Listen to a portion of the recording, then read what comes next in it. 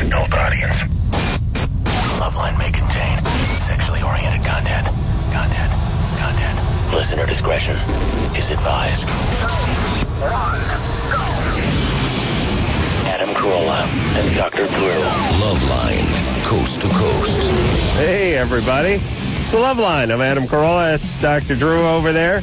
Kathy Griffin is our guest tonight. Oh, do I love this Kathy Griffin. This show always interferes with our social life and conversation, doesn't it? I know. Phone number, 1-800-LOVE-191. Me, Drew, and Kathy were just sitting here talking, and the show started up, and it was like, oh, goddamn with the show, ruining our spirited conversation. We're going to have to dumb it up for the Stone Kids on the air now. And the thing that's always funny, too, is when Drew tries to jam in just a little more verbiage a few tenths of a second before the mics heat up. No, I was like, she started saying something, you go, she put the cans on. I'm like, what? Wait, turn it. We'll do it at the 20. We'll talk to it at the 20. I have a lot of things to say. I have a lot of opinions. And, Drew, I have a lot of medical opinions, although I have no medical know-how. Medical opinions? Oh, we're going to break into that tonight. Oh, yeah. Oh, nice. I have a lot of opinions about drugs and medicines and therapies and treatments. However, I have no Have you been talking to background. Adam? Adam's opinions on everything. We have the same background, Adam and I. Yeah. Self-proclaimed geniuses. Yeah. Kathy Griffin is going to be, and by the way, let me say this, dear friend, dear friend of me and of the show. I've known Kathy for many years now. Right. What's it going on now?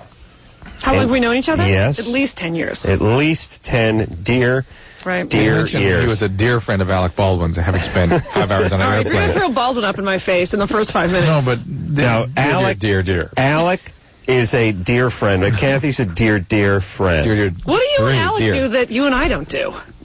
Well, we don't. Neither one of us does anything. Kathy. I go to Kathy's parties. Come on. I go to Kathy's parties. We went. We had a little tryst in Vegas a couple of weeks back. She went out to Vegas to help us out on our new show we're doing for Comedy Central. We hung out there.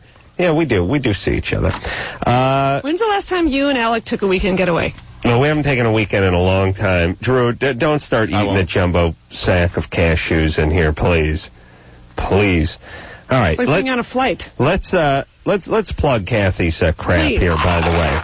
Kathy's going to be performing every Saturday in March. That would be the 2nd. Well, we passed that one. But the 9th, coming up, 16th, 23rd, and 30th. And the show is called Telling Tales Out of School. And it's at the L.A. Gay and Lesbian Center, which is on McCadden in Hollywood. McCadden in Hollywood. Yes. You're gay. $20. I am not gay. You don't have to be gay to get in. Everyone always says that. Do I have to be gay to get in? No, because it's a fantastic theater. It's a really great. Whatever. If it's hot, fine. I'm doing it. It's a really nice 200-seat theater, and I love the theater. I think it's one of the best theaters in L.A. And it is my goal to try to bring more straight people there. And what was the show that I did for you that was going to be like a biography sort of send-up? Oh, right. That is going to come up on Comedy Central, and it's called Drive Biography, and it's like a spoof of biography. And when's that air? Do you know?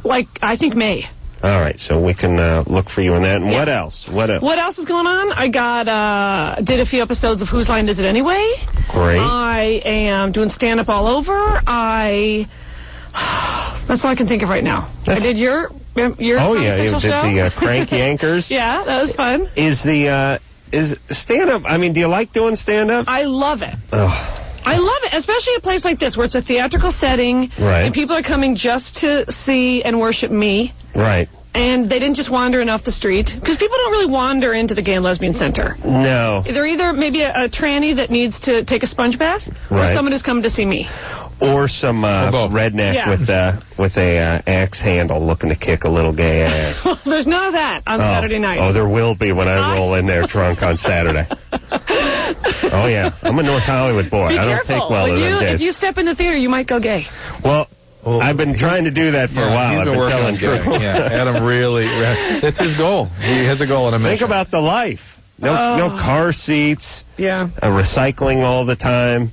Mm-hmm. Always no college expense. Great shape, big six-pack abs. Right. Skin that's been exfoliated so many times it winks at people. The spa time alone is a dream. Oh, I know. All the shows and you could can also admit be a to sex watching. object. You could be some guy's beautiful boy. And also there's stuff like I like watching Sex in the City, but I can't really admit it in front of my friends. Oh, you could celebrate. I'll be judged. There I could have Sex in the City parties. Right.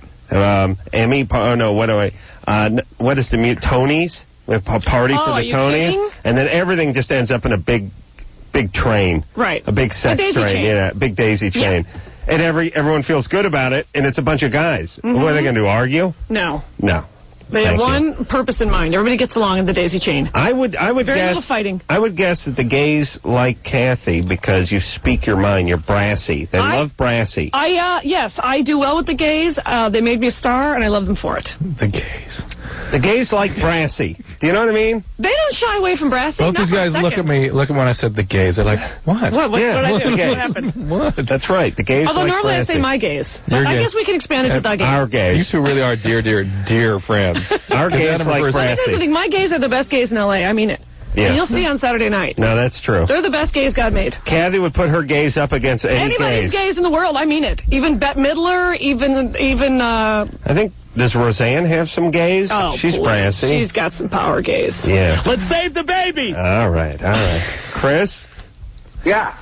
Chris, Kathy's gays could kick your gays' ass. My gays? Your gays' asses. What's up there? You're 32. Hey, I'm 32. I live in Phoenix. First of all, I want to say, Drew, I don't know, it was about 6 years ago when Rackman was on, the other dude. I heard you guys were plugging, 12-step programs, and I just wanted to say I never heard of them before that, but since then, I've heard of them. I've got in 6 years sober. I went in, I got my MSW from the University of Arizona. Wow. My master's in social work. Congratulations. Man, I'm just so thankful to you. If you ever feel like what you're doing isn't important, I'm like living proof that it is. Chris, I'll build a shrine in your honor. Thank you. But now I have this problem. Okay, now I'm on Prozac, right? Yeah. And every time I come, it's like I'm Porno Man. It's like, I know that's weird, but does it produce more sperm? Does it make it produce more sperm? Not that I've ever seen or read about. However, he'd be a big hit with Kathy's gays. Oh, they love it. They love the sperm. Yeah. What it does do, though, is cut your sex drive down to make it difficult to have an orgasm, so maybe there's a longer period of time between your episodes.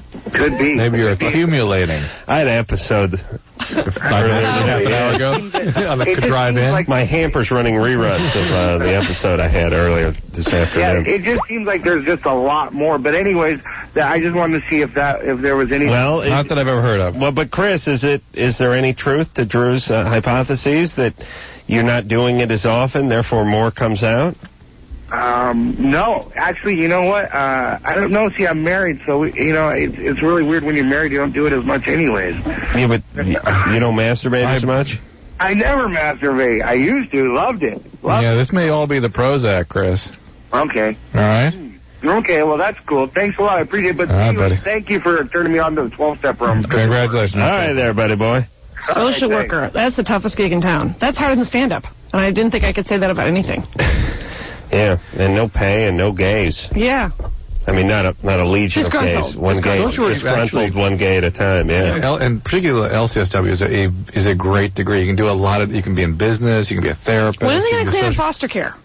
Somebody's got to clean that up. That just gets worse and worse, it seems. And no one's going to fix it. We got to clean that up, and then we got to clean up the inner city.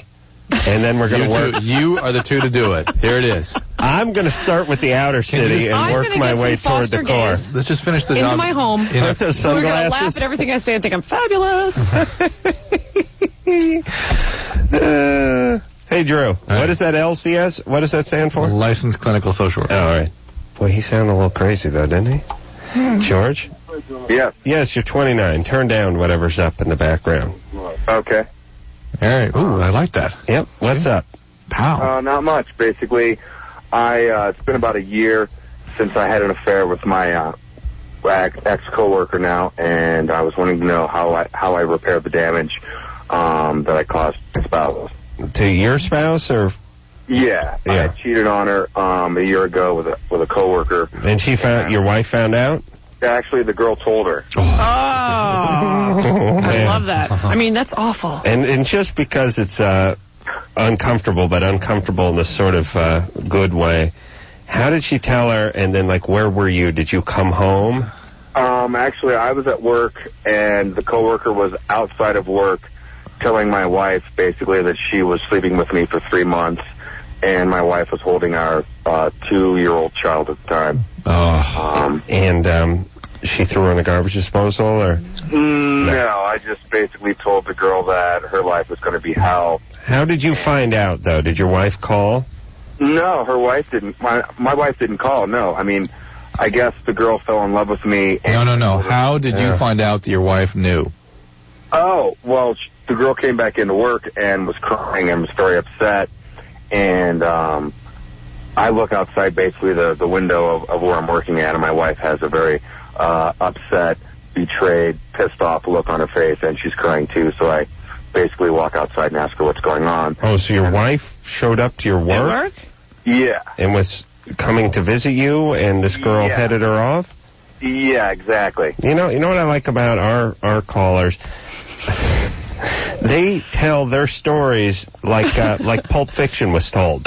You know, they start at the end, and then they start working their way back to the beginning. That should have been the lead story. I'm at work one day, I look out the window, and there's the girlfriend talking to the wife, and they're both sobbing. Well, you're talking about, like, why is it going to ruin the girlfriend's life? I mean, the girlfriend wasn't very sensitive of her, but, you know, he participated too. Yeah. Let's see, George? Yeah. So then your wife continued into the building? Basically, yeah, and was kind of distraught with me, started cussing at me. Was it a big scene? Coworkers looking over their cubicle walls at you? Yeah, kind of, sort of, yeah, basically. Oh, man. I mean, what officer and gentleman kind what was going on in your mind when you saw the two talking outside and then saw the wife heading in? Basically, I was crapping a load of my pants. Yeah. That's exactly what was going on. See, I'll tell you what, I know people aren't going to think highly of me for saying this, but that's why I keep snipers on the roof of the Man Show office, because if that situation should unfold in front of the window. Understand. How are we going to help you? No. Put you out of your misery. I like this. This call started about how can I help repair my marriage and how can I make my wife feel better. And now it's you two with your typical male paranoia going, whoa, wait, what happened? How'd this go down? Wait, what happens when you look out the window? What about the wife? I thought we were going to talk about her. I'm being serious though. What about the wife? What's happening now? What are you doing to make it up to her? What's happening now? Basically, I was a hardcore alcoholic, cocaine addict, and pothead at the time. All right, so that's going. So George, that's part of your disease. So you've got a program, you got a sponsor. Actually, no, I'm doing it all on my own. All right. Okay. No, George, here's what you can do for her is get a sponsor, start going to a program. You need to change a lot. You're going to relapse, guaranteed. Well, guaranteed. Yeah, I understand that, but I've also been seeing a psychiatrist too. Good, helpful. When they're not requiring you to go to a program. Not necessarily. No. I mean, it's basically all my choice. All right. Well, if you want to help your wife and want to make things better from her, you will grow and you will go to a program. Hey, George. Yeah. How long did you carry on with this girl from the office? 3 months. It was every day for 3 months. Oh, and every day. You nailed her every day. I hit that ass every day for 3 months. Okay. You know what? He's with the very jokes. repentant. With the jokes. 19. Oh. Wait, what? All right. Now hold on. Who's 19? She was. I was 19. How old are you? 29. And where did you get her? I mean, I'm beside the ass. I mean, in the office? Did you guys go somewhere? Everywhere. Yeah, but in the office? Adam, like what are you in this guy going to go out for beers? Why are we talking about this? I want to know. In the car. Okay, all right. And she fell in love with you. Right. Well, he's a catch. Seriously. All right, hold on a second. Doesn't this George sound a little bit like a sociopath? Oh yeah. Well, he's a hardcore addict, and he's untreated. Okay. Completely. Hey, George? Yeah. You sound like a horrible, horrible, soulless human being to me. I'm just playing a hunch. That actually can be changed if you embrace a program. All right, and if you want to do something for your wife, that's what you'll do. So go ahead there, buddy. And good times. And as far as your wife goes, I think there's no way to speed up the recovery other than you speeding up your recovery. Right. And then that's it. Otherwise, you're engaged in the same dance, and the clock is ticking when you start doing drugs again. Or sex. Sex is another one of the addictive behaviors. All right. Let's cheer things up and shift gears here with Bill, who's been smoking meth for 16 years. Bill? Hello? You're 31. Yeah. I've been doing it since I was about 15, almost 16 years old. And about 7 years that I've been smoking it, the last 7. I quit for like a year and a half, right in the middle of that for a little while, and then I started back up again. But other than that, I've been pretty much doing it daily. Hold on, real quick. Do you want to join Kathy's gay army? The what? I'm building a gay army. You know like how KISS has an army? Yeah. I got a cousin who might. Sweet. Send him on down. Yeah, we'll fax him out some information. Oh, is it a gay or lesbian army? Either. Both. Either? Okay, well, I got a cousin who would probably want to join. Okay. Thank you, Bill. So, is that why you called, or? By the way, talking to Bill for a minute or two, you'd never guess he was on speed. No, you wouldn't. How would you know he was on speed? Yeah, I was wondering, I've never really heard much about the facts about what it does to your health smoking it for a long time. And I was wondering if, what is known, if anything. Oh, tons. First of all, have you noticed your memory isn't quite as good as it used to be? Well, how would you really know if you do it over a long period of time? Good point. But if you notice you can't find your car keys. Guy's smarter than you are, Joe. He's been smoking crack and in and out of junior college for 15 years. How does that make you feel? I lose stuff temporarily, like very shortly. Right. You can't find. The main complaint people give me is like, I can't find my keys. I can't complete my resume. Can't get things done I used to be able to do. Can't plan properly.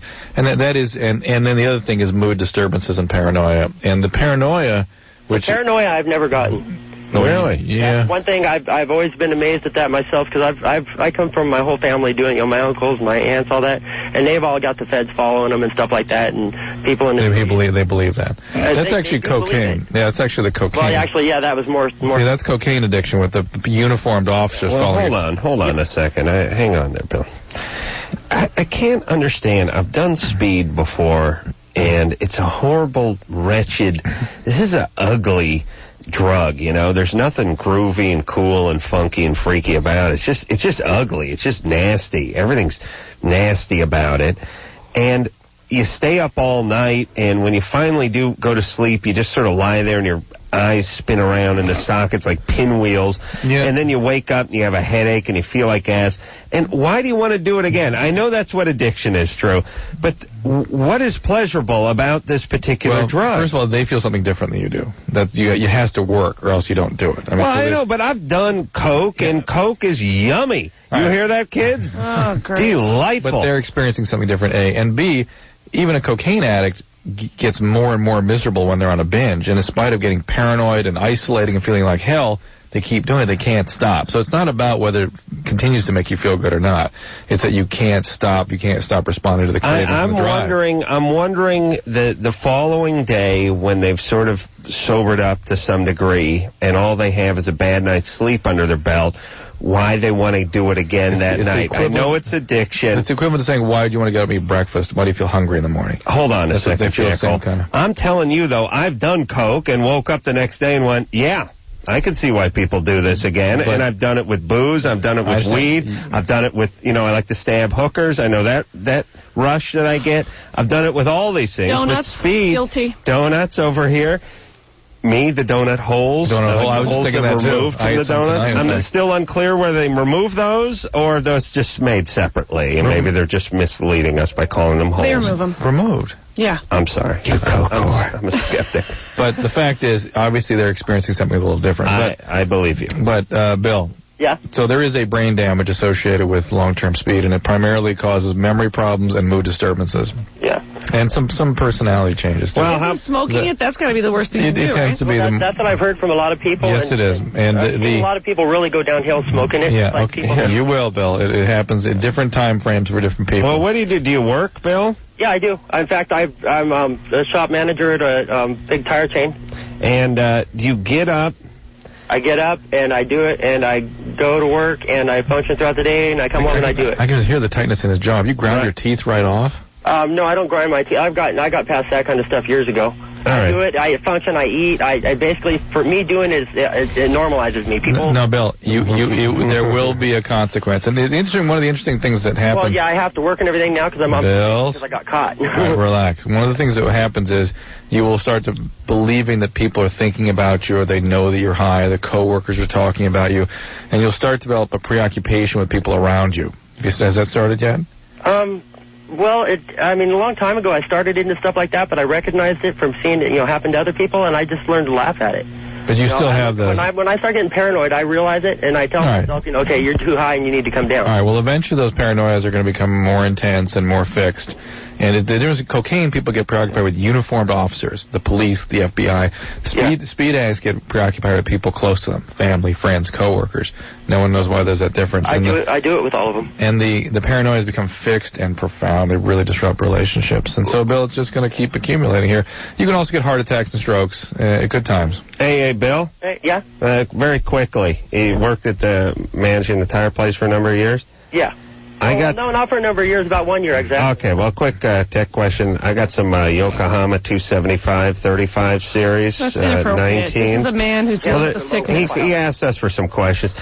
You know, all these new tires, these low-profile tires, these 35 series, 30 series, 40 series, these size tires, they say they want them inflated to like 51 pounds. But that seems like a lot to me. But yet that's what it says on the tire, maximum PSI.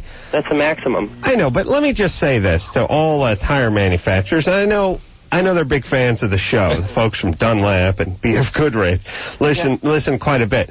Don't give us what the maximum is. Just please give us what you want the goddamn tire inflated to, so we don't have to do the math. Do you know what I'm saying? Does this happen often? Yeah. This is totally derailed. If it says door tag on the door of your car on the inside. I understand that, but doesn't the manufacturer have an idea of what it wants its tire inflated to? And if it says 51 max, what would you do? 45? Well, what do you? 41? If you drive like a 4-cylinder, Japmobile or something. Whoa. Okay, you know what? With the racial derogatory terms, Drew, I'll cut a guy right off. Especially when they talk about the Japs. Yeah, the Once you have your Japs. tire info, you're good to go. Let's go back to talk about the gays. The blacks. The blacks, the gays again. What about the gays, Japs, the Jap gays? All right, Kathy Griffin is our guest tonight. Dear friend, dear friend. Everyone, please just sit down and relax. We will come back. We will talk to more of you, and also we'll sign people up for Kathy's Gay Army after this. Hey, everybody. Engineer Anderson rocking out. It's Loveline. I'm Adam Carolla. That's Dr. Drew over there. Phone number 1-800-LOVE-191. You call that number if you want to join the Kathy Griffin Gay Army. She's going to be... She's going to be every Saturday in March. Every single Saturday, she's going to be doing her show called Telling Tales Out of School. That's at the It's just LA stand game. up. It's not like a costume drama.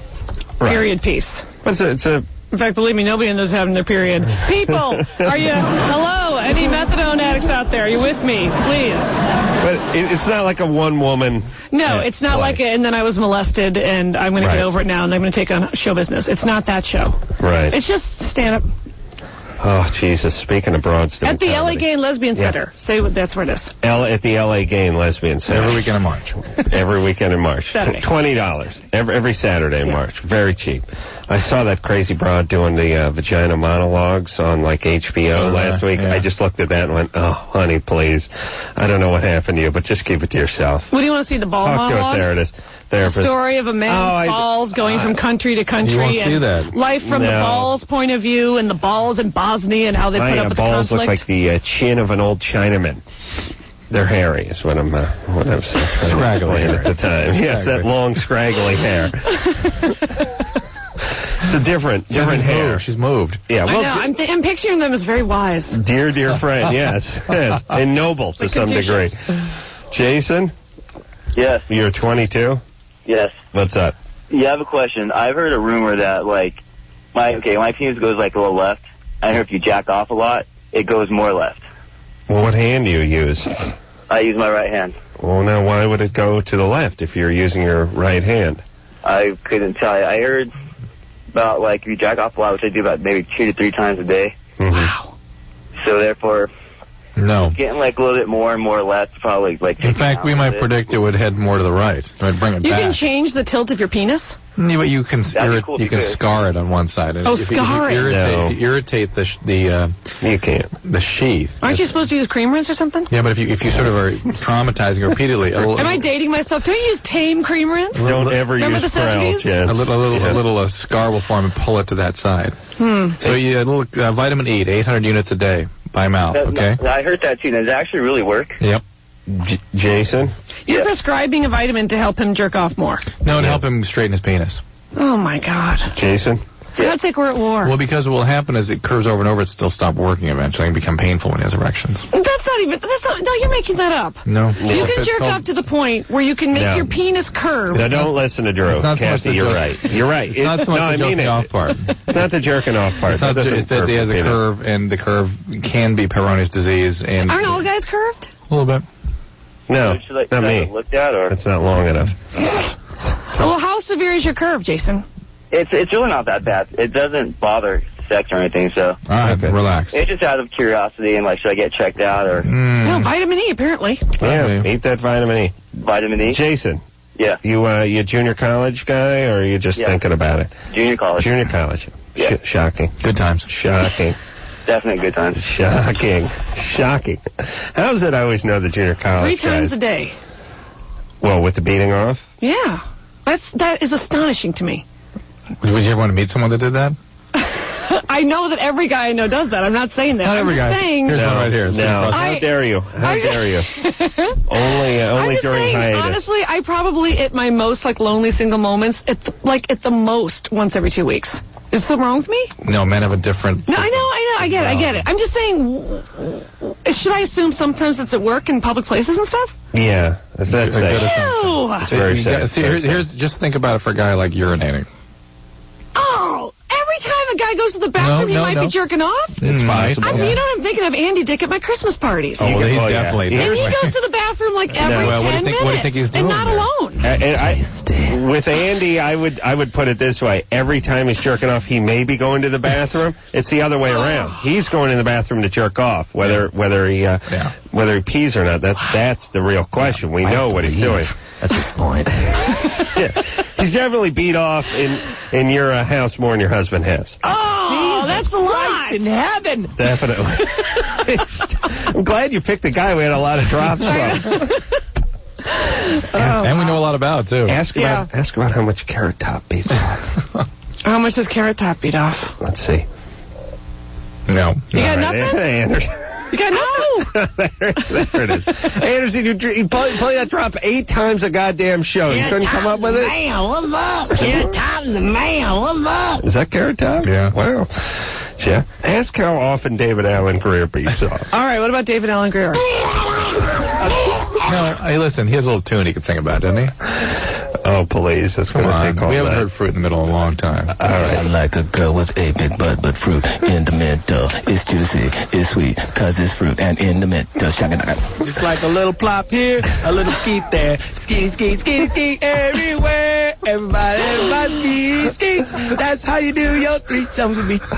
I'm picturing David Allen Greer jerking off. I'm picturing everybody I know jerking off 3 times a day in bathrooms everywhere. A non-stop, baby. Thanks a lot, Dr. Drew and Adam. Yeah.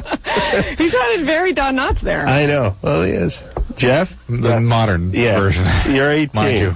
Yeah. What's up? My question is, during sex and even when I masturbate, when I have sex, it'll like go down right after an hour, and I haven't had an orgasm in the past 2 years. Is there something wrong with me? Really?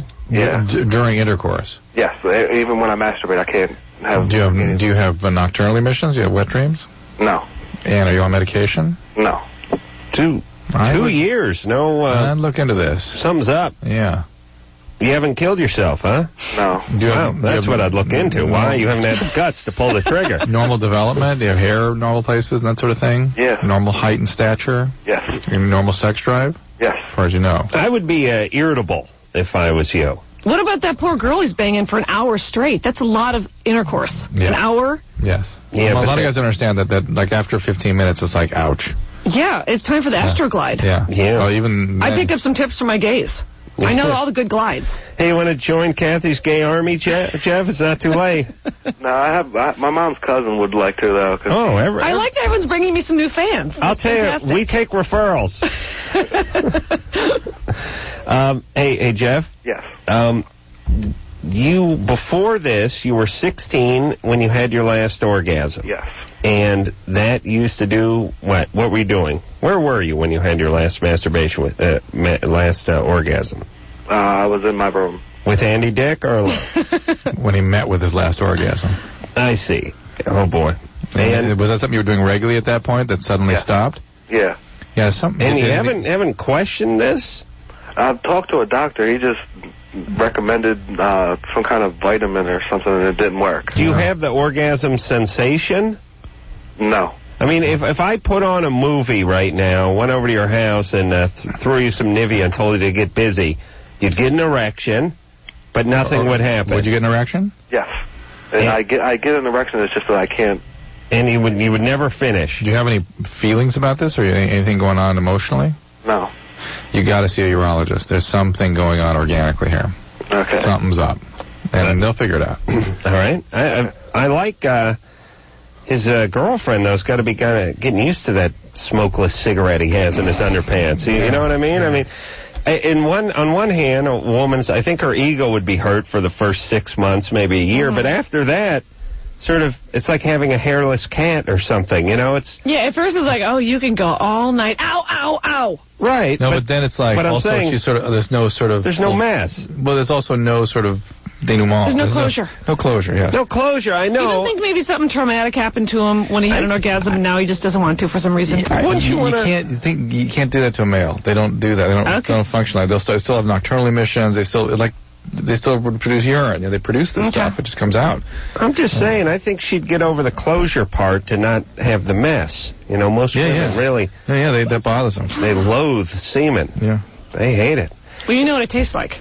Oh, my God, I know. It's a combination of fire, puke, and sour milk. Yeah. Well, Adam, how would you describe it? Drew's tastes like you took one of those Pine Mountain logs and put it in a blender with about a quart of buttermilk and let it sit out for a week. And set it on the porch in like Louisiana all August. Gosh. That's what it tastes like. And I have to swallow so you'll feel accepted. Yeah. Oh, yeah. No. Drew lets me spit. A vicious cocktail. Drew lets me spit. Wait a minute, you better tell Kathy about your spit there. She thinks she has to swallow. No. But No, but here I act like I was swallowing, but really I'm truly. Here's what I want. Oh yes, what I want to say to all. I'm not picturing Andy. Me and it. Ugh. Oh yeah. I mean, I like him very much. Very sexual man. He may join the gay army. He may join. He just may join. He may be sergeant or general of the gay army. He's bisexual. He is. He's a 5-star general. Show some respect. You know the thing about Andy Dick too? He has that hot girlfriend. Always has one hot girlfriend after another. Girlfriend. Right. Who seem sort of perpetually lost, but still but he's hot. madly in love with her. Well, he's a passionate man. But they both live with his wife. Yeah, and a few of the kids. And it's a very strange situation. Yeah. He's bisexual. I know the only thing that's funnier in Crazy Guys is when they indoctrinate hot chicks into their crazy life. Yeah, I don't know how he does it, but as long as I've known him, he's had beautiful blonde girlfriends. Andy Dick has They're always very, very perfect skin and very thin and very sort of ethereal looking and gorgeous. Well, it's the same one, isn't it? Well, he's been with Lisa for a while, but I mean, he's had, the moms of his kids are very beautiful. Well, it's like the old woman in the shoe. Baby mama. They all keep, he just accumulates them into his house. They all live there. It's the old buying the shoe. Yeah. And what would it be, a Birkenstock or? No.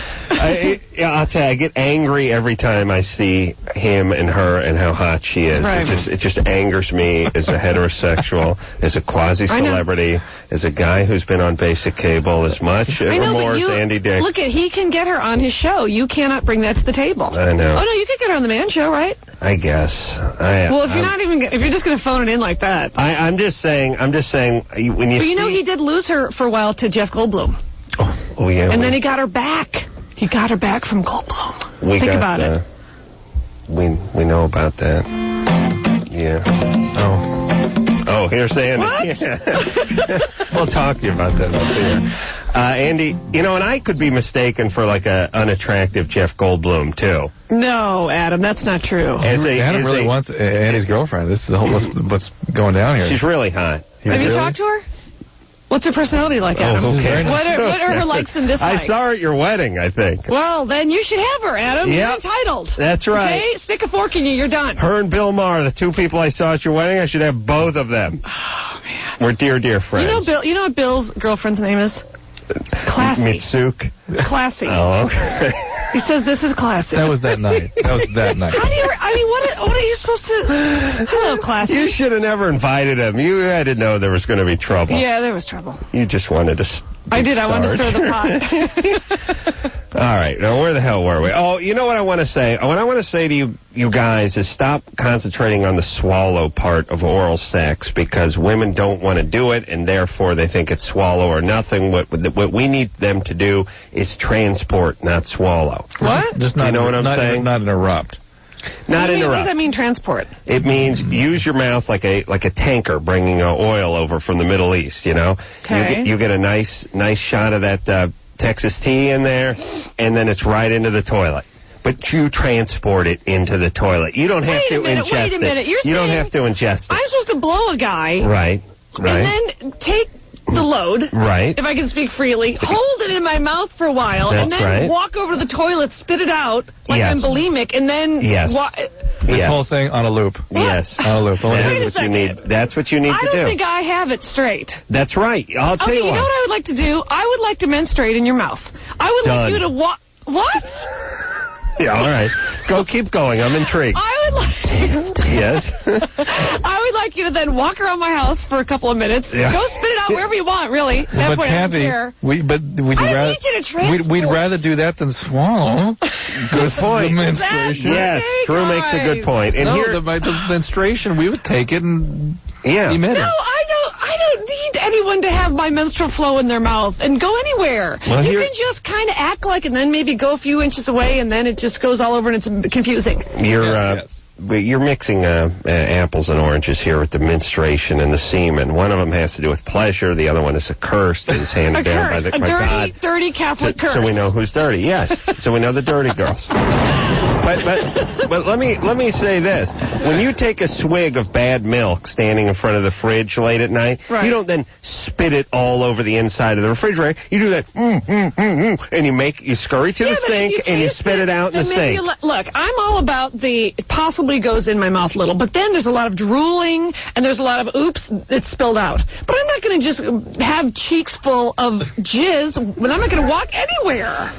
All right. You tell that to David Allen Greer and all the other cute little pixies that come in here. right, I'm not gonna going tell him. anywhere with cheeks full of jizz.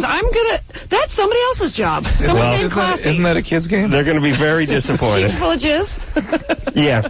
There's a squirrel that has its mouth opens up every second revolution, and you try to squirt jizz Oh, boy. out of a pump Next gun week on that Cheeks says Full of Jizz. Where are you going, Cheeks? Come on, the party's Jizz over got here.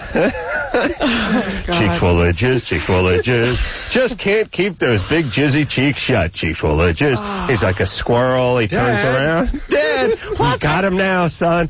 I think it could lead to gingivitis. I do. Jizzivitis. All right. Hey, Anderson, what invention are you talking about that I should tell Kathy about? And then we got to take a break. All right, Anderson is saying nothing. Anderson, you're having a tough day behind the board there. the tampons that you put the Vicodin in and the whiskey. Oh, yeah. She'd like it. She'd appreciate it. What is this? After the break. After the Okay, break. all right. After break, I'll explain. All We'll right, do a tampon chunk. Kathy Griffin is here. We'll do 20 minutes on tampons, all Kathy's best material, and we'll be back after this.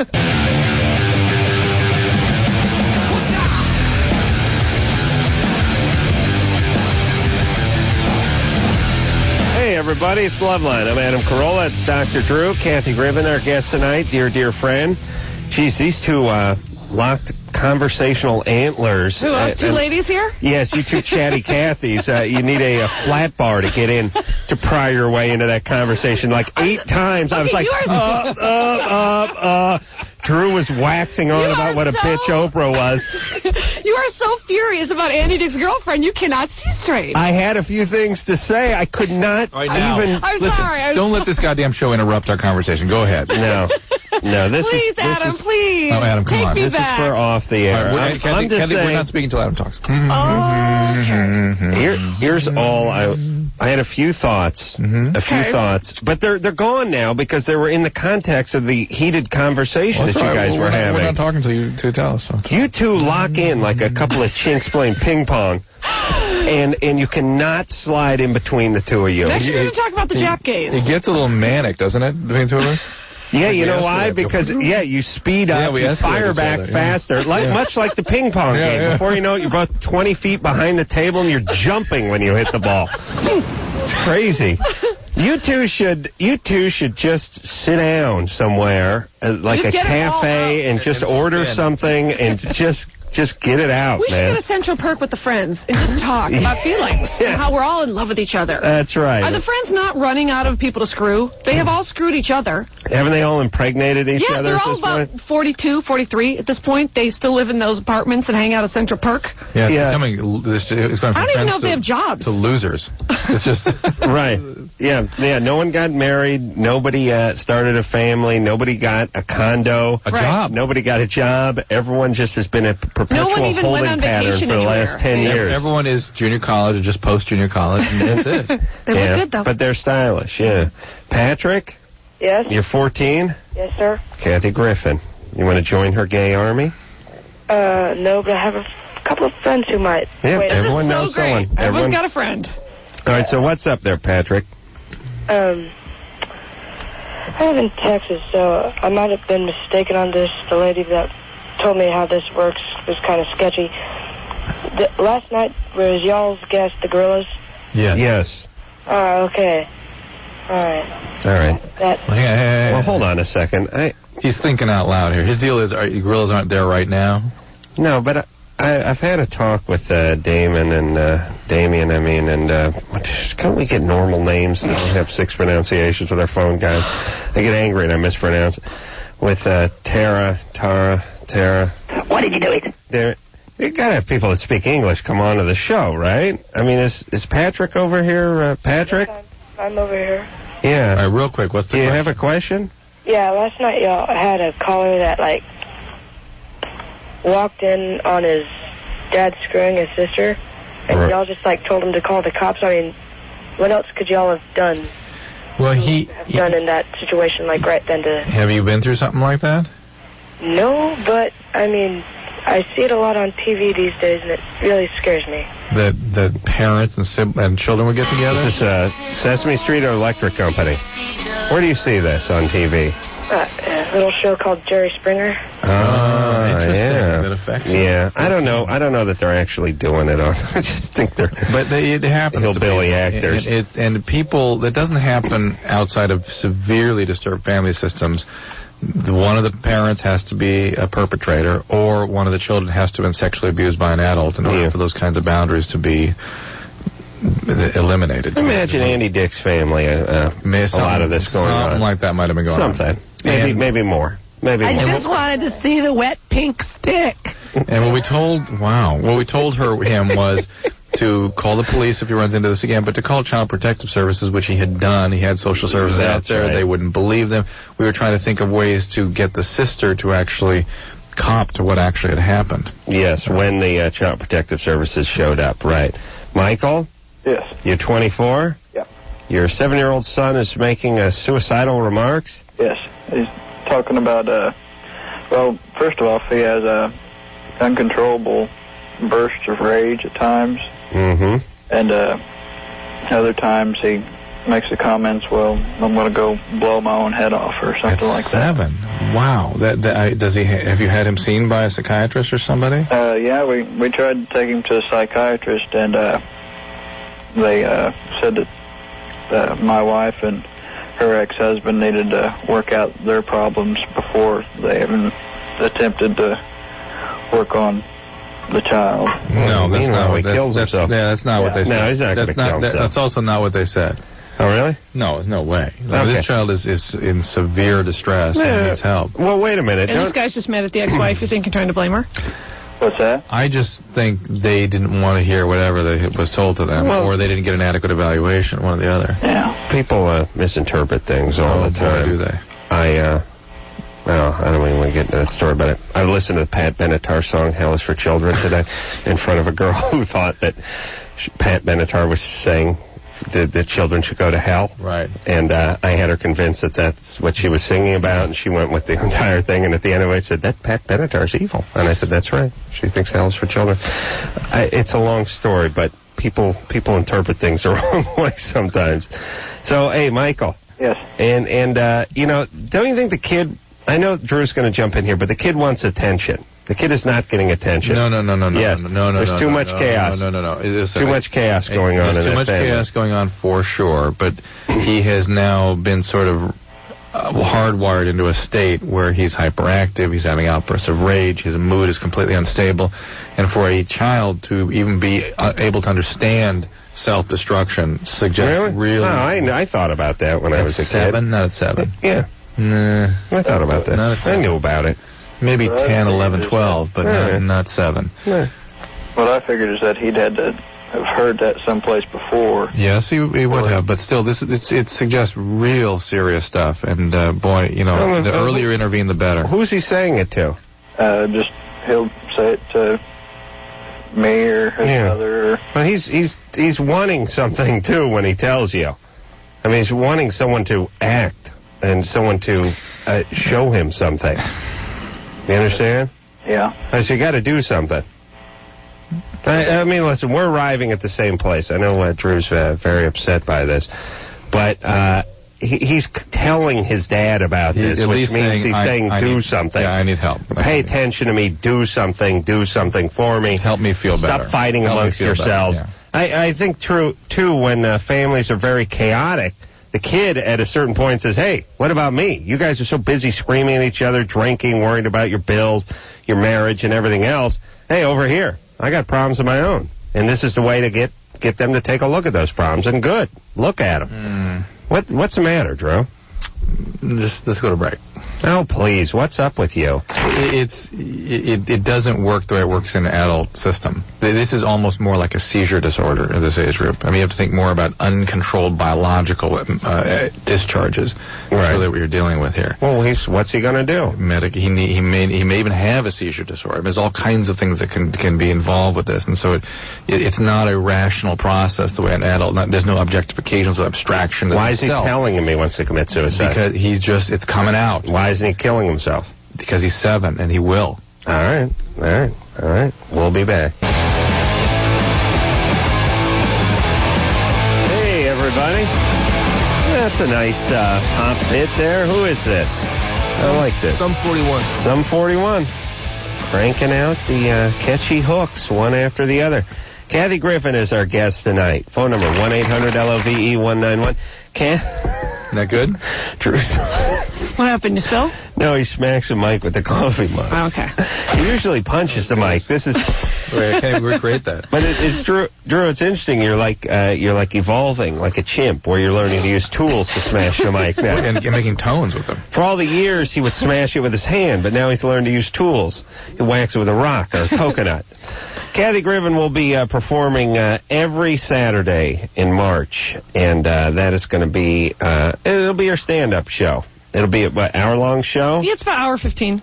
And if you've not seen Kathy Griffin in person, you must, I repeat, must go out and see her in person. Oh, it is a treat. She'll be at the L.A. Gay and Lesbian Center, and it's $20, and that's on which streets again there, Kathy? It's on McCadden, just off Santa Monica. Right. That's it's like a block east of Highland, I think. It's right by the Hollywood Center Studios. Yeah, it's right in there. And a lot of folks walking around that section of a lot of transvestites in that area. They love that area. Yeah, I like really to. You can get a nice high-heeled pump in that area. To keep it real, I'll go down to the Sizzler there and join in on the bunch of lunch with a lot of the transvestites and folks that have had the gender reassignment. Good time. Yeah, that's a mojo bar there, I'll tell you what. Dan? Hey, hi. Hey, you're 16? No, I told him I'm 17, but oh well. Adam, you're so hot. Great, yeah, thanks. Wow. Yeah. Do you have a new member? Yeah. Yes, you do. Sweet. Joining Kathy's gay army? Welcome. Yes. She's going to send you out a bumper sticker and a peachy-like folder. And a hug. Oh, thank you. Yeah, that's your only, no question, you just want to join the army. Oh, yeah, basically. This would be a great precedent to set. I mean, having a gay army, don't you think? And let me tell you something, those troops would be mobilized at all times, ready to shop. Right. Ready to decorate. Or boycott. Yeah, a lot of boycotting, a lot of political statements. Right. An excellent, very specific agenda. These are folks who don't have kids at home and are ready to march, have a parade or a demonstration. Yeah, but there's also a lot of gay adoptions. That's what's bringing Rosie right out. I can do out it. Of the they closet. can do it. Oh, yeah. You can do it. Yeah, she's Rosie's got herself a book coming out. Yeah. All about this? Yeah. Well, it's just about. Where have you been, Grandpa? Rosie's out. Yeah. Because of the gay adoption issue. Issue? Yeah, it's against the law in Florida for a gay couple to adopt, and Rosie's had it. There's a kid in Florida she wants, and she's going to get it. Don't even try to stop the power of lesbians. Elliot, watch out. Yeah. All right, there, Dan. We'll send the. Are you sure he doesn't have a question or anything? No, he doesn't have a question. Right? No, not really. He seems disappointed. Dan, you're calling from Oregon? Yeah. You have to inspire your troops. You need to mobilize the gays in Oregon to join up with Kathy. Right. We're pretty mobile up here. Fantastic. Oh, okay. All right there, buddy. Thanks for calling Nice to meet you, Dan. Yeah. He sounded like he had an issue. You know, we were talking about Oprah during the last break. One of my obsessions. One of my favorite things to do is to walk over to the newsstand and say, gee, I wonder who made the cover of Oprah's new magazine this month. Shocking. It's Oprah. I know. It's another Oprah for the fifth month in a row. Yeah, amazing. Yeah. Then you come out with a magazine, and it's your magazine, and your goddamn pictures on the cover every single month. Nobody else. And at least Rosie lets, Fran Drescher in there or something. Right. Nobody has a problem with that. That doesn't seem not Oprah. A little narcissistic to folks at all. A little. Putting your big fat mug on the cover of every single issue. Adam, not enough that your name's on it. Got to put the mug on there every month. Adam, you're 17. Yeah, how's it going? What's Adam, up? Drew, you guys are awesome. And Kathy, dear friend, dear Hello. friend. You guys are all awesome. Right You on. guys have been entertaining me for so long. Thanks. man. What's your question? I was wondering, if you're smoking like a bowl of weed, what the effect is if you, sometimes if you crush up some Vicodin or something and put it on top there and actually smoke the Vicodin with that. First of all, you use the word like too often. I'm sorry. I'll work on that. He's high right now. It's hard for him. What would smoking Vicodin do? I don't Drew? know if it even volatilizes, so I don't know if you get anything from that. I'll tell you what, if you're screwing around with Vicodin... What's volatilize? Turn into smoke. The chemical will be released in the smoke. Well, it's weird. Adam, why you don't use big words like that? I like when Drew uses big words. It's a turn on. He went to this place called college. What? Yep, they What got a him. dream They got boat. 8 of them around the country, and you got to get in. You got to know someone. I think your dad had to go there or something, or you pay him or something. But anyway, they go there and they talk about these things all the time, and then they memorize them, and then they leave, and then they tell them to you. Yeah, I sexy. love that But Drew, you can smoke coke, you can smoke speed, right? Yeah, but they have to be in volatile. I mean, you have to make a free base out of the cocaine in order for it to volatilize, or turn it into a crystal. Right. And what about speed? How do you smoke that? That you can just sprinkle on. No, really? no, you can do a little bit of that. Oh yeah. I mean, I heard you could do that. You're the one that 20 minutes ago hated speed. Yeah, I hate it. Now you want to cook it up with an omelet. A little sprinkled on buds. That's such a bad gig. But, I mean, and then what about heroin? Can you smoke heroin? Mm-hmm. What do you have to do? I know to that do from watching Gia on HBO. Mm-hmm. Do you have to do something with that? Or? It comes in a form that's smokable. Oh, all right. And I don't know if Vicodin is smokable, but the fact that you're messing around with opiates, though, means that you're graduating. You're not going to... The pot must not be working for you anymore. And, Yeah. Is it any worse for you, any more addictive than if you actually take it? Not that I'm aware of, but but now that you're messing in the opiates, you got big problems. They're profoundly addictive. And that's what happens with marijuana. It stops working after a while, and people then graduate to the speed or opiates. Why do the marijuana people argue that so much? Argue what? I mean, I don't mean to be a prude, but I'm just saying people that are pro the legalization of marijuana and say that marijuana never hurt anyone. Are there studies or not that show that marijuana does lead to taking harder drugs? It doesn't lead to it. It's that when it stops working, they start looking around for something else. And does it stop working in everybody? Absolutely. And sometimes it takes 20 or 30 years, though. Okay. And that's why they get everybody who's into their own ass argues vehemently for it. Like the people that are into bondage always argue about what a healthy outlet it is and no one gets hurt. Gay guys always say they don't check out nude guys when they're in the locker room at the health club. Hey, back off the Army. All right. Well, sorry. Sorry, but I mean, look, let's just face it. And the guys who smoke a lot of weed argue all the time that it's a natural herb and it's this and that. Look, it's not that bad. I think it should be legalized. So does Drew. But let's not let's not sit here and argue with a straight face that it's not going to affect your life in a negative way if you're getting baked every day. Article just came out in JAMA today showing profound cognitive impairments in long-term marijuana users, that would, to the point where it would necessarily impair their interpersonal, social, and employment What's JAMA? function. Journal of the American Medical Association. I like Mirabella. That's a good book. In Pittsburgh, Oprah's in the front of JAMA this month. She made the cover. She bought JAMA and put herself on the cover every month. Holding a nice basket of flowers. Yeah. In Pittsburgh, it's pajama. All right, thank you. Hey, you want to work that in your act? Yes, I'll take it. It's my closer. Thank you. See, the PA there. Dana? Yeah, hi. You're 18? Yes, I am. What's up? Hi, yeah. I have had a boyfriend for over about a year now. I've had great sex with him for the last year, had no problem orgasming. I moved after school in September. Last saw him in about December, continuing, like, awesome sex. And I started taking some, like, diet pills and stuff. And he came and visited me this last weekend, and I just could not orgasm. What are the diet pills? First I was taking Xenadrin. It didn't have much, like, effect with that. But then I started taking Hydroxycut.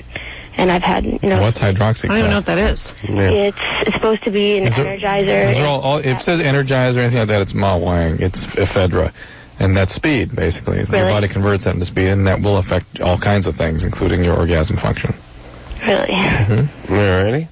I didn't know that. Why do you think you're fat? Why do you think you're fat? Why do all teenage girls think they're fat? Well, she's fat because she eats too much. And Okay, you know what, Oh, I see what you're Brittany? saying. You're fat. Keep a lid on it. Oh, I see. Why do you think you're fat? Now, why are you fat? I see what you're asking. You put the emphasis on the wrong. I'll bet you're not even 1 pound overweight and you're taking the damn diet pills. And I took them too, and they're such a road nowhere. All that I would take diet pills and I wouldn't eat for a day and I'd be really proud of myself, and the next day I would be starving and eat twice as much food. That's all that happened. I take them more because I am overweight, but I'm, like, really healthy. Like, I can run 4 or 5 miles a day, but I just... You're going to have a heart attack if you take speed and run. Yeah, ephedra is very difficult on your cardiovascular system. It is? Oh, yeah. Oh, yeah. Well, how This is people, when the young people are found suddenly dead. Right. How overweight are you? I'm about 165, 170. How tall are you? 5'8". Yeah. Listen, but here's the deal. That's your pretty tall. But that's your shape. I mean, here's the message. That's not clinically overweight, right, Drew? No, this is what the point Anna's making. This is her. This is her shape. This is her body type. She's big boned, they'd say. I think women are killing other women with this notion that you can change your shape. Absolutely. You can modify it to a small degree, but everyone think back on everyone they know and everyone they did know. How many people have changed their shape much, as opposed to the number of people that are perpetually on a diet, that are talking about going to the gym, that are talking about making a move with their body, that are watching these tapes or getting Tybo or watching these late-night infomercials or buying all this crap? Who do you know whose physical shape has changed since you've known them? I mean, Drew, has Ann's shape changed? Has your shape changed? Has mine? We've known each other for 7 years now. Not mine. You'll fluctuate 8 pounds this way and 8 pounds that way. I'll go from the 185 to 195 or something in that range. Me too. Look. Well, you're over 2, sweetie. Sweet. I'm going to go on the zone. I mean it. Andy Dick is Andy Dick. Andy Dick's weighs between 95 and 98. Shaped like a mop handle. The point is you kind of are what you are. And it's like, it just drives me nuts. I don't know why this bothers me more than other people, but you'll see people with, like, big calves. You know why they got big calves? Because they got big calves. Right. Or guys with big forearms. It's like having a big nose. Yeah. Should we talk to Carl Malden? Should he come out with a video about how to have a big nose? On a diet? Yeah, it's but it is that's those his infomercials. nose. It's like the abdominizer, and then they convince you have these, quote, problem areas, and that you can change them. Well, and you can't. It's funny. I was just watching Survivor the other night. Not tonight, ironically, but I watched a rerun. And you got like 16 totally different people, all different races and sexes, running around in shorts. And you see very clearly everyone just has a shape. And some guys work out and their arms are a little bit bigger, but for the most part, everyone's got their shape. And these poor women who are perpetually 5'8" and 165 will be that way their whole life. That is their shape. Because there are very few women on television and in magazines that are 5'8" and 165. The problem is there's one shape on television. Right. It's pretty much the Friends. That's the shape. But the problem is they lead you to believe through the infomercials and through the books and the diet stuff that you can look like that. And you can't if that's not your shape. Right. And just like your nose ain't going to change, and neither's your chin. You're going to have to go under the knife. And even then, if you're a woman who's haunchy, I mean, if you're a woman who has some hips and an ass on her, that ain't going to change. Tell me, sister. I got the liposuction, and I went right back. You go to the gym? You did? Oh, really? I had a lipo nightmare. In fact, caller, listen to me. I did diet pills. I would go to diet pills and do aerobics class, and then I could feel my heart rate going crazy. I thought I was going to have a heart attack. I got liposuction. I got so much liposuction. I got, toxicity. I had to go to the hospital. It was a nightmare. I wrote a big article about it in Glamour magazine. But anyway, they said it would, they said, okay, now you're going to have this flat stomach from lipo. It totally went back. Really? The way you get a flat stomach is from doing sit-ups. And even then, I may never have a perfectly flat one, but I mean, it sort of depends on the exercise. And then they said they could actually change the shape of my legs. They didn't change the shape of my legs. My legs went exactly back to how they were in 4 or 6 months. And then actually when I started running, that changed the shape a little. But I mean, it's not like I went from having short legs to having long dancer legs. Right. But I mean, take it from me. I got the lipo from my waist down. And everything went back. It doesn't work. I swear. I will talk to any plastic surgeon until the cows come home. Liposuction does not work, and nor does diet pills. I am not a cow. I hope no. And Kathy's hot. I don't know why you're even getting into that. Take it back. Well, you've always had a hot body. Well, but it wasn't hot enough. I felt like it wasn't hot enough, and I fell into that actress thing, and I was having wardrobe fittings every day, and they were going, ooh, you can't, ugh. All right, if you can't fit into the 4, that means we're going to have to get a 6, and acting like 6 was this huge, giant size. And I remember thinking, oh, that's bad if I'm a 6, right? I better be a 4 or a 2. Hey, you've always been, I was thin. I got the rack, I got the whole package. But I was convinced that I had to have it done. I had surgery, and it was a nightmare. It was ridiculous. Nice rack. Thank you. Carl? Yeah. You're 17? Yep. What's up? And I suppose you think I'm fat, Carl. Take it back.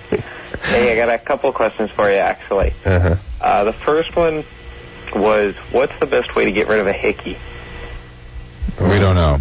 Well, you have to go back to the 50s when people did them, first of all. Yes, when it actually happened.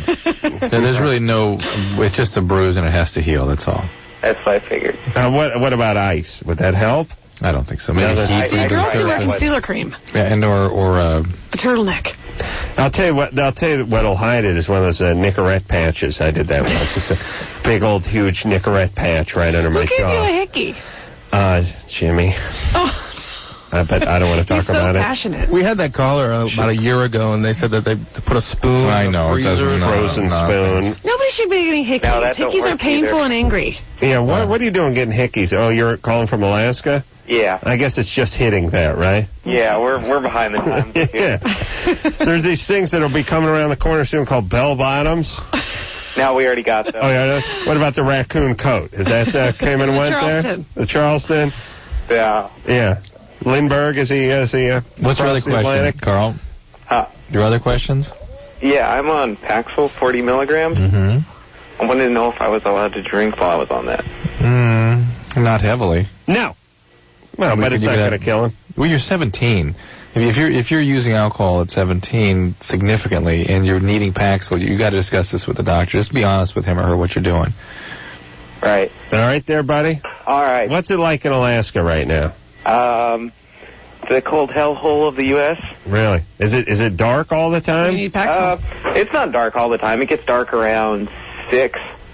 That's like here. From that until... What time of the year does it get dark at 10 at night? At 10 at night? Oh, about August.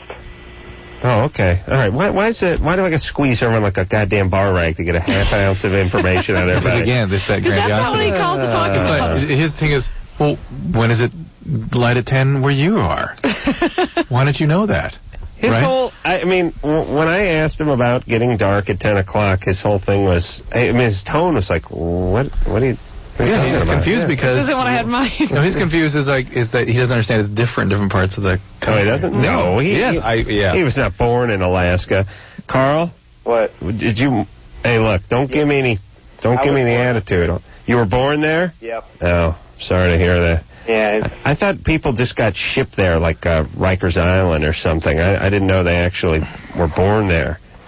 I thought it was like kind of like a gulag, you know? Elba. Are you in any of the calendars? Am I what? In a calendar? In a calendar. I thought Alaska had hot guy on pipeline calendars. No, we don't have hot guys. Oh. Are you a mail order groom? Because you got to get out of that life. I mean, that goes nowhere. Did you know that it doesn't get dark at 10 o'clock anywhere else except up there north in Alaska? Yeah, it's dark all the time here in the wintertime, pretty much. So you can't even... Well, isn't it? Yeah. Okay, but isn't it wintertime? Is it not? I mean, we're coming out of the winter. Why isn't it dark all the time now?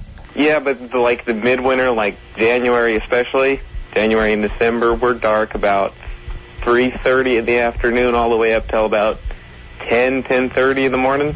Wow. Okay. And it's about 10 below, 20 below. Okay, you got to get out of that pit. I got to get out of this pit. That's right. All right there, Carl. All right, thank you. All right. Oh, boy, he's scaring me. I'm glad he's in Alaska. Stay there. Okay. Alaskan people are scary. What's scarier, the people that were born in Alaska or the people that go there? I find the gays from Alaska to be delightful.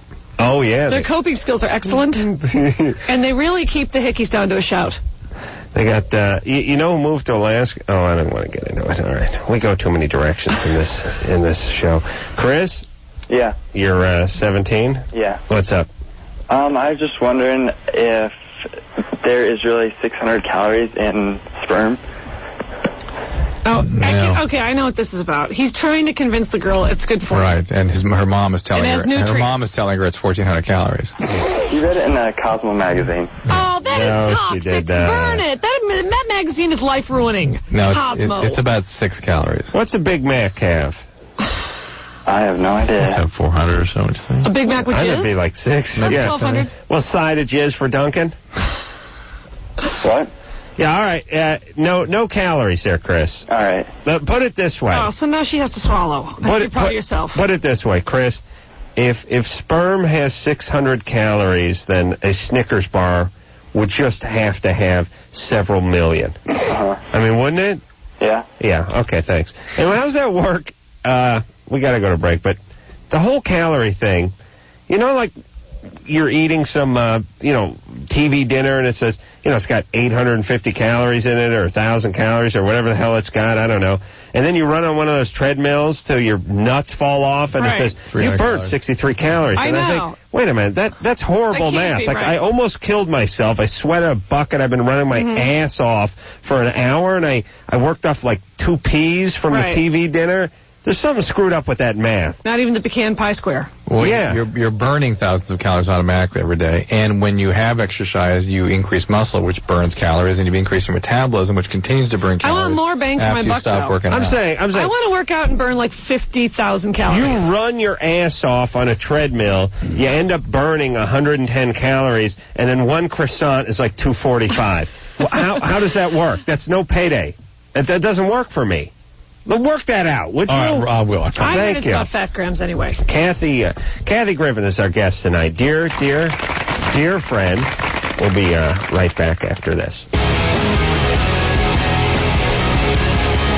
Hey, everybody, it's Loveline. I'm Adam Carolla. It's Dr. Drew over there. Phone number 1-800-LOVE-191. Well, Kathy. Again, the show interferes with our conversation. There was a spirited conversation about airline miles. One of my favorite topics ever. Jeez, who knew you were so passionate about airline miles? I have very strong feelings. Evidently. Yeah. She goes on. I know how to use them. I know when not to use them. I know peak periods. I know promotions. She goes on websites. There's a whole website, right? Like-minded nerds about traveling and all tips. Sometimes I'm mad at Continental for a while, and I just say, screw it, I'm going to Alaska Air. Yeah, but... Yeah, but you go back. I know, but I'm very upset about the conglomerates. I'm very upset about people think it's a good thing that American united by all the small airlines. It's a terrible thing for the consumer. Right. Terrible. Why? Because they run the show. Yeah, but they're all going to those Canadian jets. It's all good. It is? Adam and I had to fly on some of those prop planes back Well, no, I'm just saying it's too bad that TWA was absorbed by American and I say go let's heal some babies. You know what's funny about this show? It's turned into a stand-up routine with no punchline though. Everyone just sits around like we all sit around and go, let me tell you about these conglomerations. American hooks up with United hooks up with Con-El, and you know what? I'm pissed off because it's not fair to the consumer. And everyone's like you think, all right, here comes a joke. Right. No, we're talking. This is not a segue to do some stand-up, ladies and gentlemen. This is the View. We're actually talking about airline miles. And Drew offered to buy mine now. Kathy, you can't buy your airline miles. That's illegal. You can't transfer them? Pennies on the dollar, What you would have to do is he would have to, you would have to call and purchase his ticket for you through your miles, but you can't sell him your miles. Like, he can't call and say, can I use Drew's miles? Right. Sorry. I'm ready for her to pull some sort of FAA badge out any second now. You two are going down. You're under arrest? Sean, 30. Hi, how you doing? Hey, you're 30. What's up? Hey, I have a question. What's wrong with women swallowing? It's protein, calcium, everything women's body needs here. Is there a health problem to this or anything? No, it's just they don't seem to find it pleasant.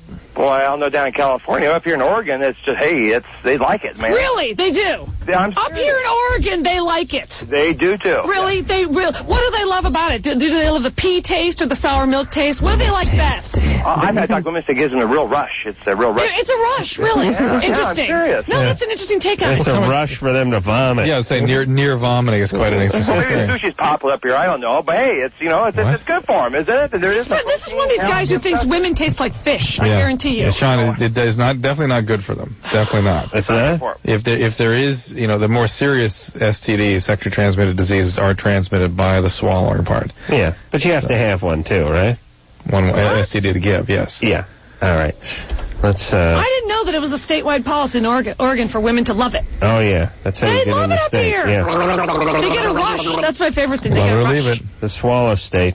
Hey, Dave, you should see their license plate. I have a proposal for some of the new license plates. State bird. He drew everybody. By the way, United flies direct to Eugene. 25,000 miles. David does not. Go all right. Shut up. Where's the stopover? San Francisco. Nerd. Oh, bastards. David. Yeah. Oh. Yes. Oh, it's Alaska. Yes, 27. 27. Go ahead. I'm sorry. Yeah, I saw your physique like on a pull bit, like, I don't know, it must have been like a man show thing, and like, you know how you're saying, like, you eat all this cake and like you eat whatever you want? Who are you talking to, Adam? Yeah, Adam. Did I ever say that, Drew? I don't know. Well, we eat a lot. Yeah, you just like... We eat everything that comes before us. Yeah, well, the reason why Adam's able to do that is because he probably has pretty good genetics to begin with. I mean, he's like, 6'2", like 185? I mean, I have to pretty much bust ass to get the 185 and I'm 6'4". I got to join Kathy's gay army pretty soon with this beautiful, wafy physique. It is delightful. You're thin, Dave, is what you're saying, right? Well, yeah, but my metabolism was like moderate. See, I'm more meso, but I have slightly endo traits, like fat traits. I mean, I could get a gut, but I could lose it in, try a month.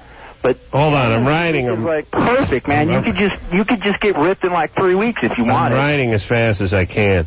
Yeah. Well, listen, hey, David, thank you very much for Adam, I think he met someone. He's talking about endomorphs and mesomorphs. And mesomorphs. I thought he was talking about opera. Ancient crazy. I think he's going to start getting into the exotic stuff. Is he in the Army or not? That's all I want to know. No. I appreciate another tough sell. I'd spy. What are you showing your physique on the Man Show? Are you doing pole dances? Yeah, we did a, remember there's a show? Did you shave for that? No, there was a show called, G-String Divas or something that was on like HBO for a while that we enjoyed. We did a little send-up of that called, Jockstrap Divas. Oh, Drew saw that. Yeah, it's very funny. Yeah, Jimmy and I play male strippers. We have a problem. Jimmy was in a G-string? It is such a... That makes me feel I have cheeks full of jizz. Oh, I'm running to the bathroom. Yes. Not that I don't adore him, because that guy's a honey. That guy is a doll. Cheeks full of jizz was Drew's Indian name. A lot of people don't remember that. Indian guys. All hail. Yeah. Ivy? Hi. Hey, what's up? I have a problem with a ex-boyfriend. Mm-hmm. He isn't getting the hint that I no longer want anything to do with him. I I try talking to him civilly. Wait a minute. He is your ex-boyfriend, or you want him to be your ex-boyfriend? He is. I used to live with him. We've probably been together about 2 years. So you've broken up, you've separated, you've left the house. He gets all that, but he won't leave you alone. Right. And, we still talk. Why do you talk to him? Why? I was being nice. Well, being nice is being cruel to him. Yeah. And being nice is being good to yourself, so you don't have to see him be uncomfortable. You don't have to feel like a bad person, whatever it is. Do you have any feelings at all for him anymore? No. No, you got to just cease contact completely. I've totally dated guys like her. I just want to say that. Yeah. Guys like her. Yeah, guys like her. They're trying to let you down easy. Yeah, and they want to be nice. They want them to think they're nice. Yeah. But they hurt. Yeah. You're really being unfair to him. Yeah, he went, I was talking to him totally as civilly as I could, and he was in front of my house. He just freaked. And he walked away, and I went in my house. I closed the door, and my sister was in the house, and he comes back and bangs on my door, and I open the door, and all my neighbors outside, so they saw him. But he, punched my mailboxes. Yeah. Guys punch stuff. Watch your car, too. Oh, I know. I just bought a new truck. If he comes near my new truck. Well, listen, listen, if he will not... You're calling from Brentwood? Not out here. I'm not in L.A. Oh, good. Because I was going to say, this is a Beverly Hillbillies kind of thing going on. The truck and the boyfriend. Yeah, you're calling from, Brentwood, South Carolina, right? No, it's about an hour out of San Francisco. All right. But it's not the Brentwood that O.J. lives in? No. Okay, right, good. Wasn't connecting for me. Cease contact. If he doesn't behave himself, you call the cops. That's it. You just bring the consequence to bear. Oh, nothing worse. I mean, I know, Drew, we're guys, so maybe it's hard to be objective here, but the pain of a 19, 20-year-old jilted male cannot be equaled in nature. I was thinking about, on the way drive in tonight, I was thinking of myself as 21 and what just a pathetic creature. You just first you get zeroed in on stuff and you can't let go. What's the most pathetic thing you did, with a jilted girl when you were that age? I did this I didn't do any punching things. But I did out of a mailbox. Did the not letting go, not hearing it. Did you ever do drive-bys? Oh, yeah. Yeah. Of course. And I mean, I think we all know, Drew, what are you doing here? Wait, don't move. We all know, please. My goal is, in fact, to raise my son so that this never happens to them. Well, that's one of my goals. Really? The best way to do that is to kill them on their 16th birthday. Is that what you're talking about? No, it has to happen to them. Otherwise, they're going to be 30. Yeah. You got to wrap them in that packing material, too, so they never get bruised. Yeah. Wrap their brain in bubble wrap. But is a guy, and Kathy, everyone in this room has been screwed over 1,000 times, I'm sure. Maybe I doubt that either one of you have done stuff more pathetic than me at that age. I really... No. Oh, you're so full. There's no way. There's no way. No way. Throw it down. Bring it. What do you got? What do you got, big man? Come on, pole dancing hottie. You see, this stuff's hard even to bring out because you forget about it intentionally. See? That's the first sign that you didn't do anything that bad. Well, here's the thing, too, is it was so, immensely painful. It doesn't even translate into something that is that spectacular. It was just so brutally, inwardly painful. You sitting on the stairs of that sorority crying, that was pretty bad. I was not... Hold on. Well, that's awesome! How dare you? How dare you, sir? I was not. No, I was not. Well, listen. I was not sitting on sorority steps crying. You were inside there. I was not. The girl was a sorority girl, and I had some bad times with her, and was in a funk for about 2 or 3 years after she dumped me and horribly, horribly depressed. It did not care if I died and all that good stuff. But it never really translated into any, crazy outbursts. It went over to the house a few times. Found a soiled condom under her bed when I was looking for my softball. That was the excuse I went over to her house. Really? I lost my softball. Don't! No. I have to have it. Maybe it's under the bed. No. What is this, a used condom? I got my mitt. I left my mitt over at her house. How old were you? I was 30. 6 months ago. No, I was probably 23. No, 22, something like 21. And 22. you were playing softball regularly? Oh, yeah, that's my goal still. I mean, I try to play as much as I can. And my mitt was over at her house, so I don't know when the last time a guy left his mitt at my house was. But picture this. You're horribly in love with somebody. You're obsessed with them. It's been, by the way, a good 6-8 months now. They've broken up.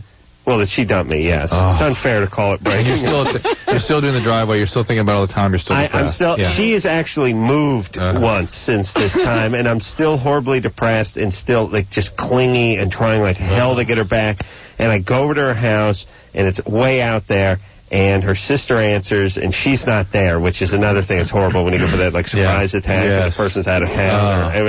And your heart, and you just that feeling like grinding. And you got to face the humiliation of the sister. I said, I'm coming in. I want my mitt.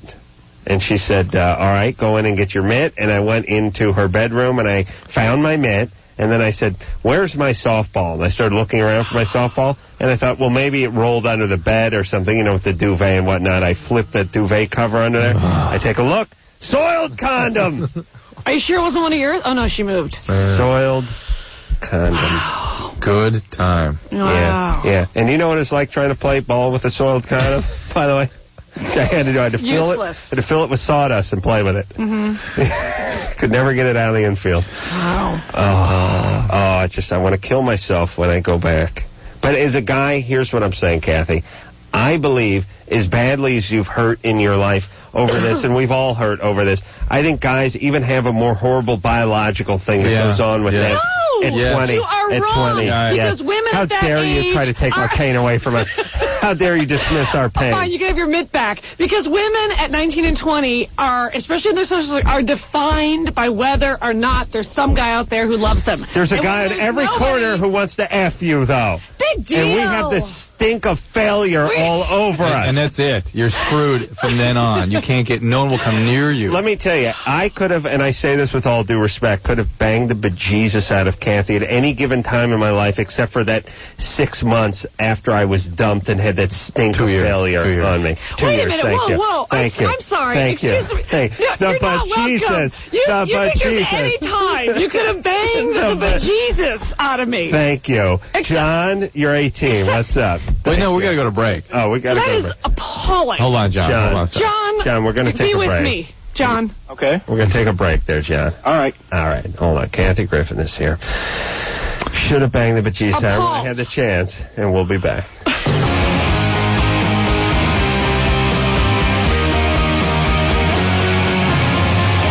Hey, everybody, it's Loveline. I'm Adam Carolla. That is Dr. Drew. Kathy Griffin, dear friend, is here tonight. Going to be at the L.A. Gay and Lesbian Center, which is on McCadden in Santa Monica. In Hollywood, off Santa Monica Boulevard. Every Saturday in March. Right. It is. It's crawling. Go there Saturday night. Join her army, and let's see if we can power through some calls. There are lesbians there. John? Yeah. You're 18. Yeah. Kathy? Yeah? Got a big question for you. But first, I want to talk to Adam. I'm sorry. Okay, go ahead. No, he's hotter. Yeah. The guy who called earlier from Alaska? Yeah. You didn't warn him about the mullet? Oh, there's a lot of mullets going on there? Still? Well, I mean, if they're still behind... Oh, it's coming, yeah. Yeah, but bell bottoms had just blown into town, so I figured the mullet was a good 8 years off. It's a little bit too early to warn people about the mullet, though. That's true. There should be an early mullet warning. I wish I'd gotten one. All right, but Kathy? Yeah? Now, I wanted to ask you a question about, in the terms of your illustrious career. Right. Has anybody ever tried to take advantage of you and try to get you to pose nude at any time? Not even close. I swear to God. I think I went on one audition when I was like 17 or 18. I just moved to L.A. and there was like, it truly was, I don't even know what publication I read it in, and I went and there was like some sleazy, really old guy. He was so old that I remember feeling very safe. And I met him in like a hotel room. Ooh. And I just, honestly, that's really how naive you are. And that's why, like, when you hear about like Desiree Washington, the girl that Mike Tyson raped, and people say, how could you be that stupid? When you're an 18-year-old beauty queen, you really think you're going to visit Mike Tyson and he wants to talk. My hand to God, like the stuff I did when I was 18, just as an actress and desperate to work, was so naive. It was unbelievable. And that was like as close as it came. But no, I mean, I'm like a... But I mean, what about anyone do that chicks of comedy kind of thing? I mean, what do you mean? I think this guy was asking more about adult life. I mean, established career. stuff. Chicks of Comedy and Playboy or something like that. Has there ever been anything like that? All right, well, listen. All right, but you don't want me going, no. No, I should say it. Are you high? Better keep her clothes on. A lot of men don't want to see me naked because the line is around the block. Yep, the gay army goes around the block. They're in formation right now. Adam? Yeah. Yeah. You're 18. Yeah, earlier I was in the spa with my ex-girlfriend, and the condom ripped. I didn't realize it until I got in the truck and we were leaving. Don't! Yeah, gotta keep away from them hot rocks. I was wondering, what are the possibilities of her getting pregnant? I guess she had her period 2 weeks ago. You're right on schedule. You got to get that morning after pill tomorrow. What do I do to get that? Call, really it should be available in pharmacies without a prescription now in California. You're in Riverside. Call 1-888-NOT-2-LATE. 1-888-NOT-2-LATE. And ask for pharmacy. You can just go and get it done because you need that right away because you can reduce the risk of pregnancy to about 70%. And actually about 80% if you do it tomorrow. Is Riverside in California? I believe hope not. I'm sorry. I God help us, I hope it's not. It's in Bakersfield, isn't it? Oh, that's not in California, is it? Well, please. All right. Myra? Oh. Hi. What? Anderson could tell me I got to tell Kathy about my invention about taking the tampons and... yeah. But, what is this? I don't know. Now I feel bad. It's tampons that have been... what were they soaked in? Vicodin. What? Valium, Prozac, and whiskey to sort of mellow the gals out during that time of the month. What are you when they're at their worst. about? When they're at their worst. You put it inside your... You put it in you, and it's kind of... Yeah, but it's like a slow-acting, time-release type vitamin. What happens? Well, because women are very uppity that time of the month, and this sort of would mellow them out. I'm on the rag every day because you're infuriating me right now. Myra? I'd like you to have cheeks full of tampons. We should have got it on when we were in the Groundling. Because there's a lot of tension here. Unfinished business. You weren't screwed up enough for me. You're a little too together, and that's bad. You may have done me. That's quite a bit. You may have done me anyway, right? Just kind of a mercy act. Yes. Thank you. Myra? Hi, I have a question. I've been watching the Ad Force on the television. Right. It's supposed to give you electric shocks, supposedly to build your abdomen. Yeah, nothing could be more of a load of crap than that damn thing. Could that cause you a heart attack and taking weight loss pills too? No.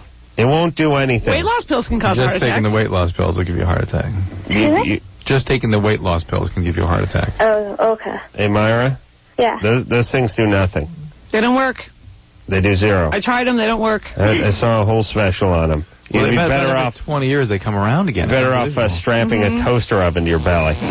All right? Okay. Does nothing. Don't buy that. Here's what they do with those commercials. They do two things. One, they say... along with exercise and diet. Well, okay, no S. You're done. Right. Exercise and diet, you're done. Yeah, you don't need the work out all day and eat nothing but braca flour. I'd say you don't need to strap. You don't need to strap that gizmo to your belly. But the other thing they do is they go. Researchers at such and such university claim the beneficial effects to electrical stimuli, muscle, whatever. And yeah, that's true. If you're an athlete and you've injured, you blew out your knee or something, you're trying to recoup faster, you'll get on some apparatus that's $250,000 in a professional setting, and it'll do something. But it's not made in China. It's not cranked out of crappy PVC plastic and sent to your house for $59. So they say this type of technology works. Yes, but not yours. That's the part that they leave out. Not the one you're going to get. The one they use over in the medical center in the Raiders training camp. Ryan? Hi. And even that don't work that well. You're 17. Yes, I am. What's up? I was just calling because my girlfriend just broke up with me. You're gay. You want to join the Army? That's all right. Okay. She wants to still have sex with me, but she also wants to have sex with other people. Good times. It's like Temptation Island. Yeah. Did she actually say sex with you or just sort of see you? Sex. You're not a virgin? No. You don't sound like a guy who's been breaking off a lot of tail. Yeah, why did she break up with you? She just didn't want a boyfriend, basically. Yeah, is she a troubled person? Well, she doesn't, she doesn't seem to like to go down the straight and This is a bogus call. Yeah. Don't believe you. Sorry, Brian. Or Ryan. No, I'm serious. Nah, I know, but you're lying. That's the problem. How do you know? I just know. He's not in it. I'm serious. She just broke up with me. I'm serious, like an hour ago. How long were you with her for? I actually started dating her on Tuesday. All right. All right, now I'm with you. Now I'm with you. Just started dating on Tuesday. It's now Thursday. By the way, 3 a.m. where he's calling from. Oh, okay. So All right. Yeah. All right, fine. All right, bogus. Yeah, He's totally kicked out of the Army, by the way. We do not stand for that. No. It's about honesty and support. We'll have no liars in the gay army. His penis is bogus. All right. Drew, let's take one more. What do you say there, buddy? All right. Elsie? Hi. Hey, what's up? You're 31. Yeah, after I had my first child, I've had 2. I had cesarean with both of them. My stomach is, I don't know, I want to call it like a pouch, like it's saggy. Yep, you got to get the Abinator. Well, that's why I wanted to call you guys, because I've been thinking, about plastic surgery, because it doesn't seem like setups or anything is going to make it. Well, there are procedures that can correct that, but why don't you try that first, though? Yeah, certainly do the other stuff first. Try the diet and the sit-ups and see what happens. Well, but okay. I mean, what I was told is that my stomach muscles were torn apart. You actually have that? You have a hernia?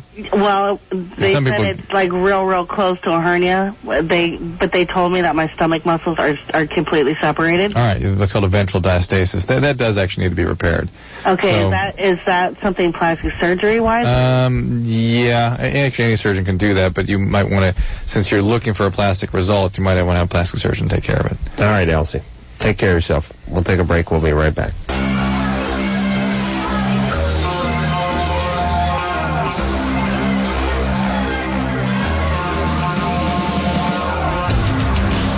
Hey, everybody. That's the show. Where did the show go? Flew by. Flew with my dear friend, Kathy Griffin. Who will be? Who will be at the L.A. Gay and Lesbian Center, which is off of McCadden in Santa Monica in Los Angeles. Every Saturday for the rest of March, doing her fantastic show. I'm going to go out there and check it out. I'm going to count on it. All right. We'll talk. Okay. I'll give my publicist. You're in the Army or you're not. You choose. All right, You're either with my show or with the terrorists. You're right. You're for Kathy or against her. Yeah. All right, I want to thank Damien for doing a great job on the phones all week. Look at You're that. gay. Pathetic sack sitting there. I want to thank Tara, don't call me Tara, goddammit, for doing a great job on the phones. I want to thank Lauren for coming in and doing a good job in producer Ann's absence, and producer Ann for doing a great job all week, and of course Anderson for working those magic fingers. Thanks a lot, Dr. Drew and Adam. So until next time, this is Adam Carolla for Dr. Drew and Andy Dick saying mahalo. But then there's a lot of drooling, and there's a lot of oops that's spilled out. But I'm not going to just have cheeks full of jizz. This has been Loveline. The opinions expressed on this show are not necessarily those of the staff, management, sponsors, or this station. The producer for Loveline is Ann Wilkins Ingle. Loveline is a presentation of Westwood One Entertainment.